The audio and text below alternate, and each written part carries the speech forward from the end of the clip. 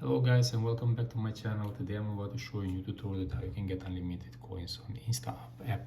So make sure you're gonna watch this video until the end and subscribe this channel, and before you leave also press this like button in the video to support my channel. So right now I'm going immediately to show the steps you need to follow in order to get the mod which will give you unlimited coins on your Insta app also, right?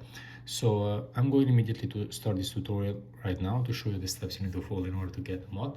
So all you have to do, guys, you just need to go in Google and search about the website where you can find this mod. Is this the name of the website? Right over here I'm focusing for you. You just need to enter inside of the website, guys, and all you have to do, you just need to search about the app in the searching bars so you don't lose time to scroll because there are so many apps inside of the website, and write it down. Okay, here it comes, InstaUp mod. It says get unlimited coins. You just need to press in the middle, then press the green sign, download now, and wait a few seconds. The loading process of the mod process it from the website to your device.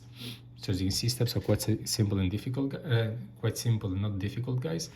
So just make sure you follow all the steps and you're going to be able to get the mod on your app as same as I did it. Okay, so this is my video tutorial for the day, guys. I hope it was helpful.